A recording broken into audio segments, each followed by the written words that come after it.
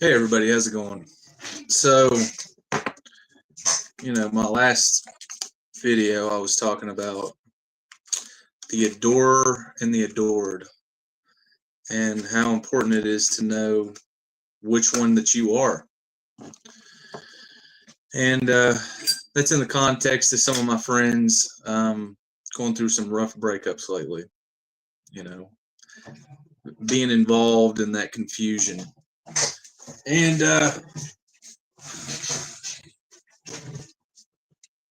how important it is to be there for your friends when they fall.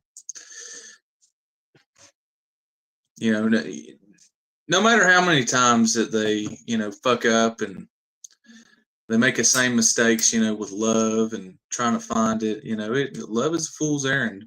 What can I say? Like, I've been guilty of that myself, but I got to admire those people that just keep trying. They keep trying to make it happen. They keep trying to make it work because they believe that there's a way. And there's something endearing about that to me. So, a friend of mine just went through a breakup today, and as a friend, as a good friend, you should always have a big jug of whiskey on standby for situations such as these. So I took this big old jug of whiskey down to my friend's house when she got off work, poured her a drink in the coffee cup, and just started to talk. Just get it out there, just talk about it. And I just got home. We've been doing that since 9 o'clock. Like four or 5 hours. And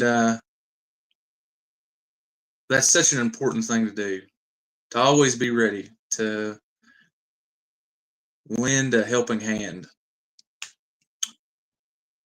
Be there for somebody that needs it. And they're always going to be there for you when you need it later. These people have been there for me later when I need it. And I just don't know how many people out here in internet land have that. And, it's not an easy thing to cultivate in your town and your community. You got to put yourself out there. You got to make yourself known. You got to rub shoulders with people. You got to rub people the wrong way even sometimes. You being yourself. Persisting your ego in the midst of the torrents of social community. Because you got everybody else's ego trying to float around in there, but it's always worthwhile, I'm telling you, to put yourself out there, for better or for worse, to do something even if you fuck it up. Yeah, that's what my dad says. He's like, just do something, just put yourself out there, even if you fuck it up, then you can learn from it. And those are words I live by. I'd rather fuck something up than always be dreaming about it. Like, I'd rather have memories than dreams.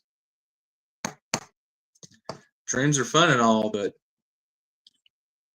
you need to try and achieve some of them. You try and make some of them real. And so, one of my friends tried to do this. Tried to fly too close to the sun. Look for love. And had her wings melt off, and she fell straight down to the earth. And, you can't be mad at people for doing that. You can't look down on people for doing that either, for trying. Because that's what makes us human. And I talk about that a lot on here. Like, I don't want to be this transhuman person. Like, I want to make mistakes. I want my pain. I need my pain. I don't want it taken away. Those are my lessons. Those are my memories. That's my life. The trick is learning how to process it properly. And I think the proper way to process it is with a jug of whiskey and your friend, because sometimes you do need to get taken out of your headspace a little bit, and the little bit of alcohol can do that, or a little bit of smoke if that's your thing. But alcohol has a special little property where it doesn't allow you to overthink like maybe weed or psychedelics and things like that. It's just kind of gives you an opportunity to say, you know what, fuck them, fuck this shit. I'm better off without them. And maybe that might be a short-lived thing, and maybe that wears off when your friend leaves the house and you get sober the next day. But I think in installing that memory, that triumph, even if for a moment, is paramount. It's important to achieve those small victories, to have a taste of what your life could be like if you were in control of it, if you were in control of your thoughts, you were in control of the weather in your own mind.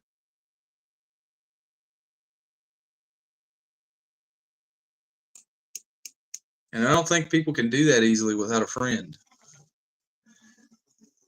without a sense of community.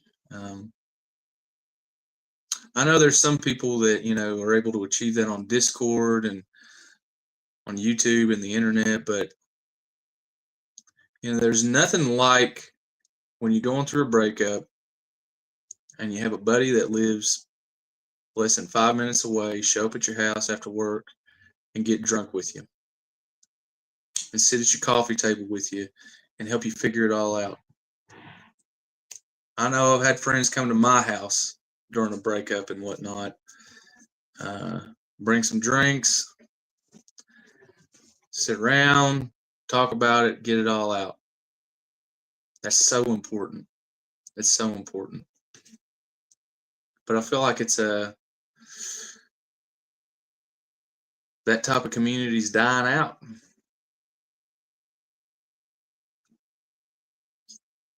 And we should make every effort to reverse that trend. Make every effort whatsoever that we can to reverse that. And, get involved. Speak up in a bar. You see some bullshit, call it out. Say, you're fucking full of shit, buddy. I don't believe a word you just said. Who are you anyway? Because I notice like these fuckers, these werewolves, these psychos, they'll creep on in a community. And they'll rise above everybody else with their bullshit, baffling everybody with their bullshit, and then all of a sudden they're the cool person in the group and everybody wants to get their approval, and then it's like, whoa, hold on a minute, how did they get in charge? How did they get to the top of the totem pole? And what happens is usually they'll be at the top of the totem pole for a little bit until all the psycho shit and the lies come to light. And then they got to fucking get out of Dodge. They got to move town. They got to get out of that community because they've been found out. But in the interim, they go through and ruin community bonds, ruin friendships with people, get people to turn on each other, wreck people's lives, go fuck someone's husband or go fuck someone's wife. And before you know it, the community's mad at each other from this foreign entity that has entered into the group. Or even if they are a part of your town, they're not part of the inner circle and they weasel their way in there. But that's a lot harder to do if you have some good friends and you have each other's back, no matter what. And you call things out when you see them. I've been guilty of not doing that. And I need to work on that. When I see things, I might mention a little bit here, a little bit there, and then I don't want the drama. I don't want to get all caught up in it. But you know what? I'm realizing that's wrong. This is my town that I live in with these people. And they're a part of my extended family. And, I'm realizing it's my obligation and responsibility to call shit out when I see it. Get involved in the drama a little bit, but only to end it. To bring peace. to call people out. And you know what? If people don't want to hear it and they want to believe the bullshit, that's fine. Then I can step away and watch it all fall apart. But in those moments where you see something and it's a bunch of fucking bullshit, I think it is imperative that we call it out. That we say, fuck you. Who are you anyway? What are you doing here? What are your intentions? Is that true what you just said?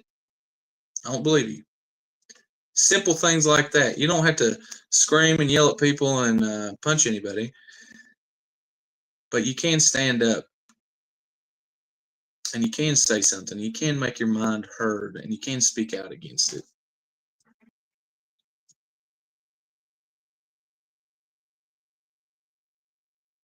Because I got some conflicting feelings about it myself. I saw the writing on the wall with my friend, and I said a little bit here and there, but for the most part, I kind of ghosted everybody, and I took off, and I was like, I'm gonna let this play out.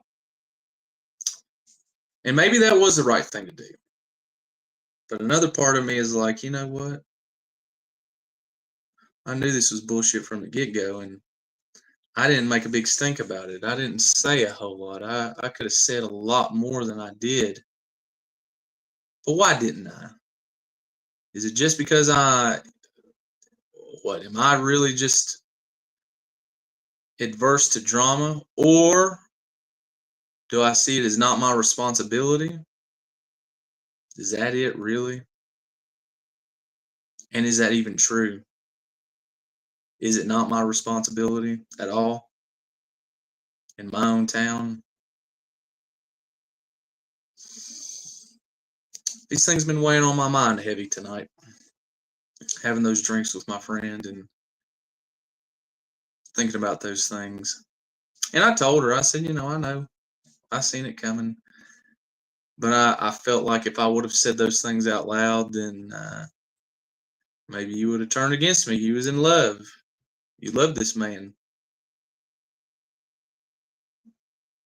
Maybe you wouldn't have seen it as me trying to be a good friend. And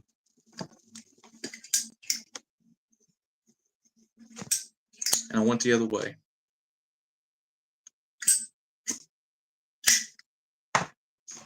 But I'm rethinking all that now. I'm thinking, you know what? You're trying to hurt my friend. And I know you are. And fuck you. Prove me wrong. Like, these people have things to prove to get into the circle. I don't know why people let others into the circle so easily. That's not such a smart idea.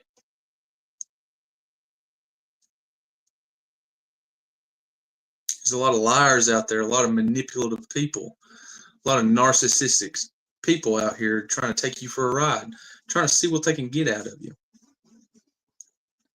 There's people out here acting like they love you just so they can get a place to sleep and eat. They're in like a survival mode because that's the only way that they know how to live. And I just don't have sympathy for that no more. That's parasitic shit. Like, there are other ways that you can cope and survive.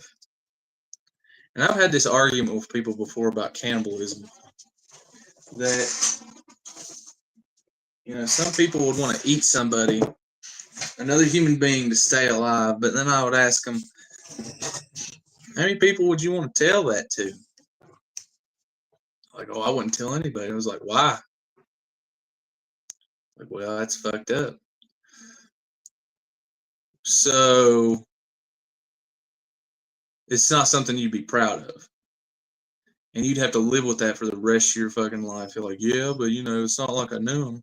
I was like, all right, let's say you ate your best friend. Let's say you had to eat your mom. What then? And that's when people are like, oh, well, I don't know about that. I don't know. It's like, could you ever tell anybody that you ate your own mom? And then most of the time people are like, no. then could you really do it then?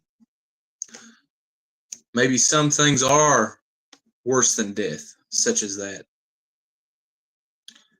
Because, most of the time throughout human history, when people are dying and starving, they don't eat each other. What they do is they hold each other as they die.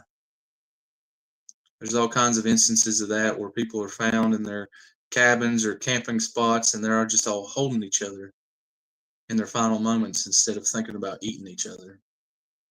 And I think that's the human way. But other people out here, they would eat their mother.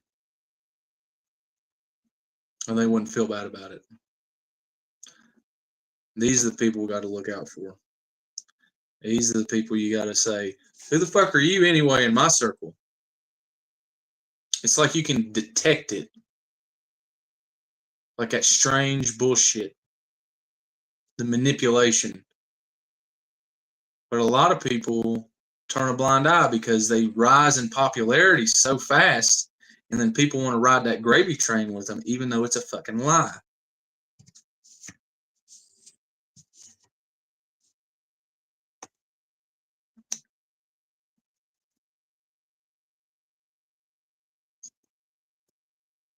I think the internet amplifies that.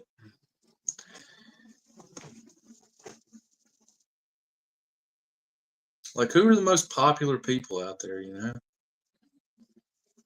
Are they genuine? Are they kind? No.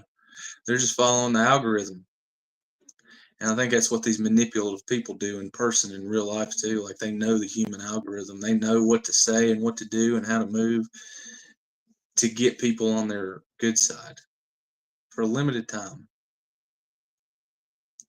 Good thing about the internet is you don't see what they're like when the camera's off. But luckily, in real life, you can see what some of these people's like when the camera's off. And they're fucked up people that need to be called out for the sake of your community, for the sake of your friends, and the sake of your family. And that's something I'm going to try and do more often. Instead of taking the more hands-off approach. But, really, what the fuck? What do I really have to lose? Say somebody does want to, punch me in the face over what I'm honestly calling out. I don't necessarily have to stand there and take it. I can still walk away at that point. Because the point isn't beating somebody down and dominating them physically. It's beating them at their psychological mind games and exposing it to people. That's the victory. That's the win.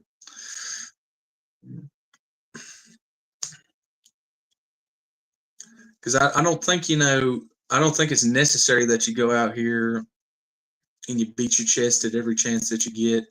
I do think that it's important to punish wicked people and put people down that are actively manipulating and fucking up the environment, but it shouldn't be like the first tool in your tool belt that you pull out.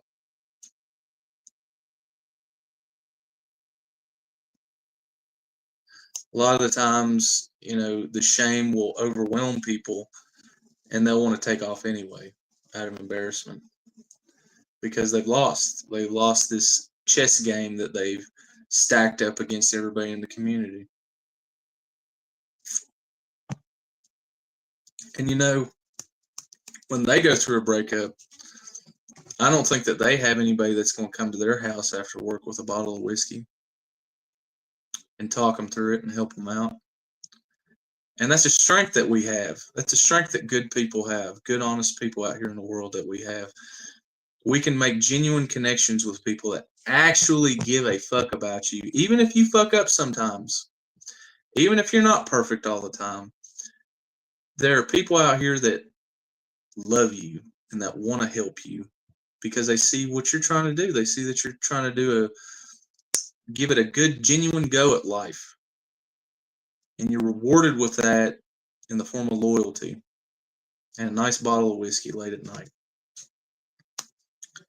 And to me, that's worth its weight in fucking gold. Really. Like when shit hits a fan and everything's fucked, those people are just going to be there for you. I know I'm going to be there for them. And that is something worth hanging on to and not falling into the miasma of depression and despair and nihilism. See, a lot of people spiral out into that on here on the internet, YouTube, and various different channels. And we got to get out there in the real world, in our local communities, and make a name for ourselves. And that doesn't mean, blasting everybody else out and being the coolest alpha male in the fucking room. That is not what I mean at all. Just being yourself, having your own opinion, having your own take, your own perspective that you offer to the group think, to the community. Because, whether you think it or not, everybody takes into consideration every bit of knowledge and words that they hear, and they think on it. Even if they don't admit it in public, they think on it.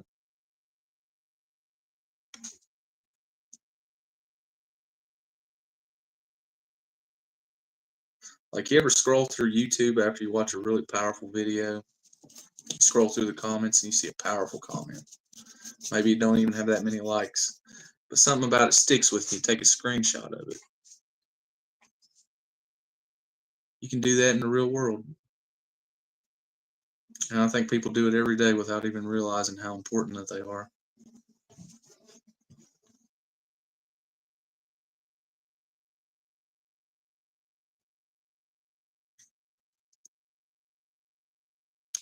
Anyway, that's just something I wanted to highlight. It was fresh in my mind. I just got home thinking about it, thinking about how I really appreciate that someone called on me to help. And I think I did help. And I will continue to help. Because they've helped me. And I hope these words I'm saying is echoing out into the world, and it's going to help you somehow. Because really, like, this is just, really what this has turned into is like a public journal that I'm doing here on these live streams. I'm just kind of like, one day I'm going to look back on this shit and take stock. And it's not like I'm saying anything that's out of turn or crazy. Like, I don't care if people know this type of stuff about me or what I'm going through. I think it's handy and helpful.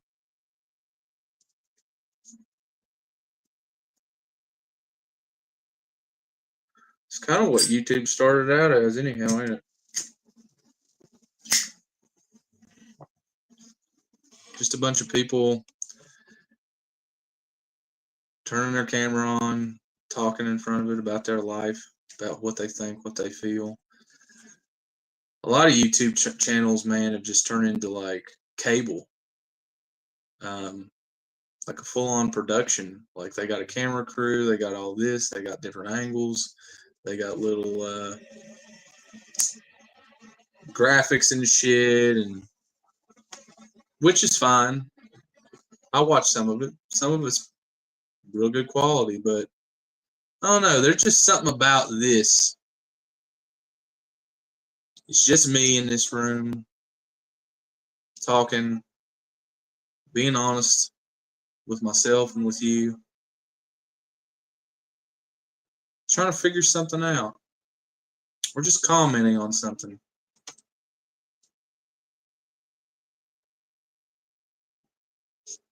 Those early days of YouTube were just magical to me. And even MySpace.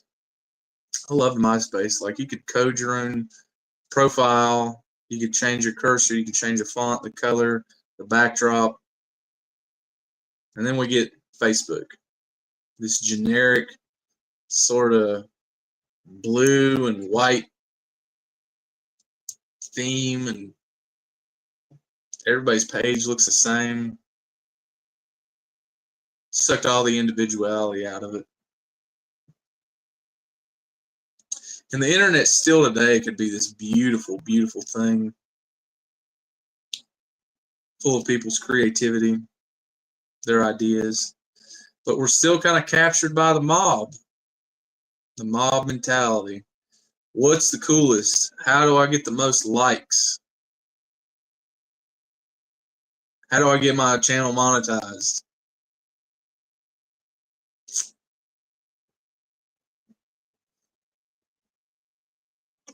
Yeah, there's this one guy I've been watching. I saw him on Danny Jones' podcast.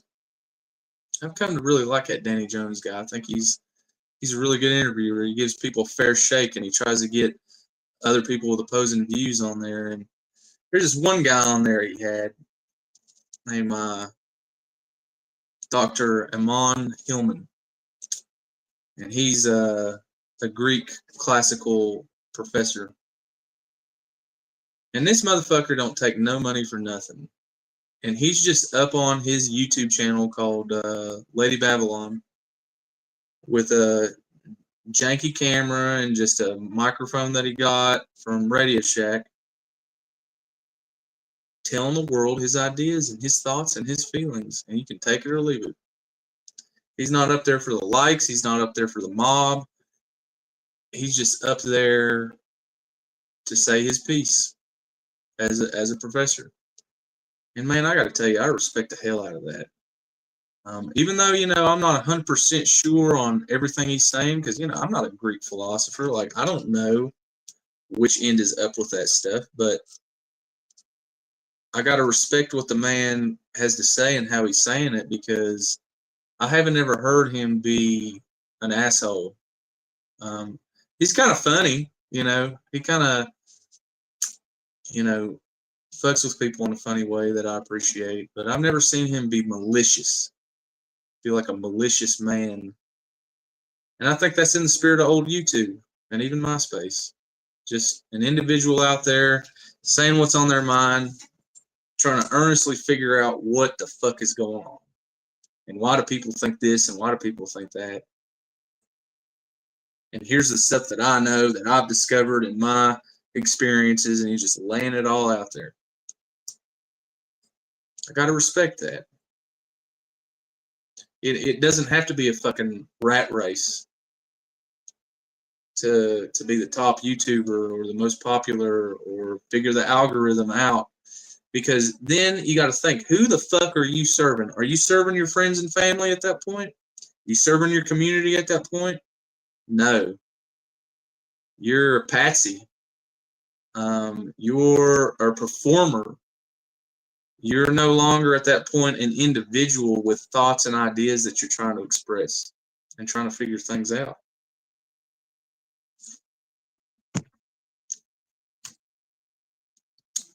I think that's why, Joe Rogan took off so much, because, he was being an individual. I think there were certain points in his podcast career where he was, trying to, toe the mainstream line and not get too crazy. But I think he stopped that. It was, because I kind of quit watching Joe Rogan for a little bit, because I was like, do you really believe that? Or are you just like saying that shit to not get canceled? And then some shit happened where he went from YouTube to Spotify. And then after he was like allowed back on YouTube, I started to notice he's back. Like he's being himself again. I think he got lost there for a little bit, lost in the sauce, and being the biggest podcaster in the world, and was being a little too political and choosy with his words. But then I started to see him back. I started to be like, okay, you got that fire back in you. You're not afraid to get canceled anymore. You're like, yeah, I fucking dare you to cancel me. I was like, oh hell yeah, I'm gonna fuck with you again. Like, let's hear what Joe Rogan has to say again. But because I had some conflicts with my friends about this. I was like, yeah, I don't listen to Joe Rogan anymore. Like he's a shill. Like he's fucking sold out. Like there's something fucking off about how he interviews people now. It's not the same guy. They're like, well, no, that's fucking bullshit. And they were still listening to him and loyal to him. But man, I'm telling you, they're like, there's a day and time for like a couple years where I think we lost old Joe there. Like I don't know, he was being way too careful with his words, and that wasn't as fun and engaging to me. That wasn't really serving mm, the truth, the community, and I fell off. But as soon as I saw that again about him, as soon as I detected that genuine, what do you mean by that? Do you really believe that? I was like, all right, I'm in. I'm back in again. And I got to give him mad props for that because that had to be hard. Where there's so many people that kowtow to the mob mentality, and he turned it around. He's like, you know what? Fuck this shit. This ain't me. I don't know what his moment was like that he had, but I know he had to have a moment of, man, this ain't me. I'm not being myself, and this might not even be fun for him anymore. And that's where the fun factor is you're being honest and you're telling somebody what you fucking think, and you're being confrontational, and you're standing your ground, and you're going to see what the fuck they do about it. You're going to see what they have to fucking say. And then it's a real interaction. It's not even quite a battle, it's an interaction of seeing what are you going to do about it if I disagree? What do you have to say about it?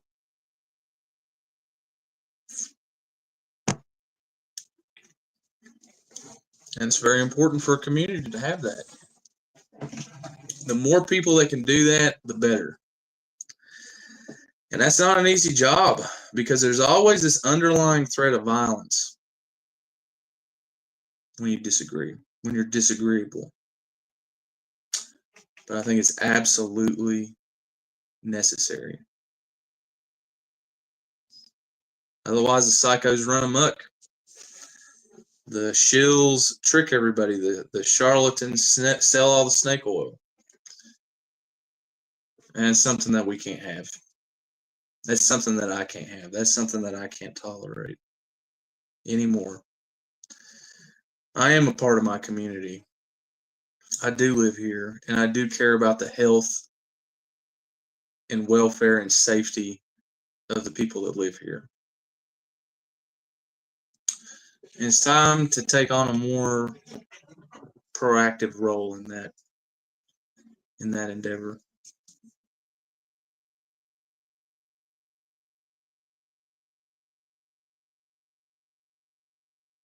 Because I found, a lot of the people that I don't like, the smarter people that I interact with, they don't fucking like them either.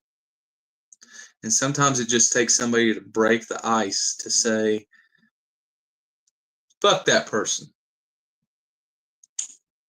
Fuck you. I don't trust you.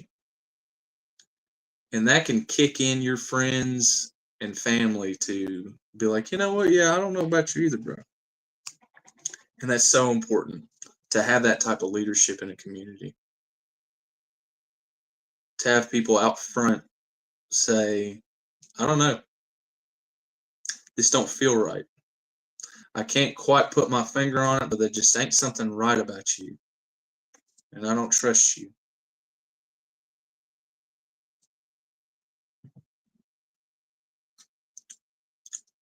This is crazy how easy it is for people to like snake themselves in, weasel themselves into a good, healthy, solid community and then fuck it all up for everybody. Real easy. So many people allow it.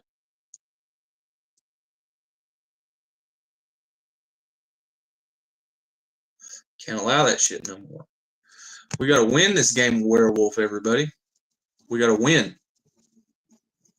Our lives depend on it. The integrity of our families, our community itself rely upon that, standing up against these psycho werewolf people that will take you and everybody else down just so they can squeeze a little bit more resource or energy or attention out of you and your community. I do think it's possible to purge this shit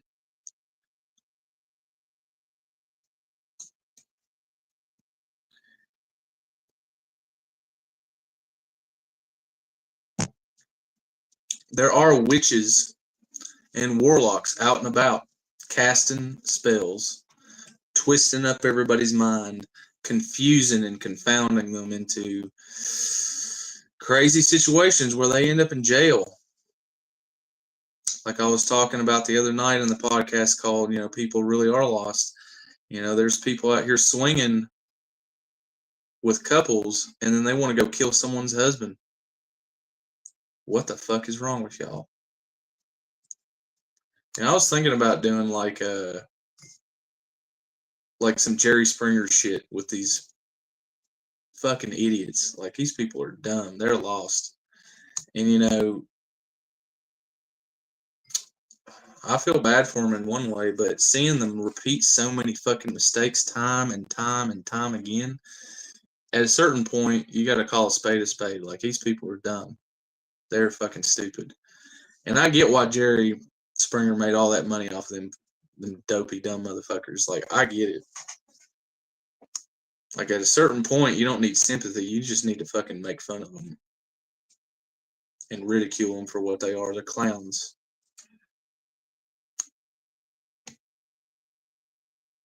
And when you can display that and show people that, you take all their power away. Take it all away. And the good people are in charge. The good people are making things happen. Good people are steering the ship. They're figuring out together where to navigate next.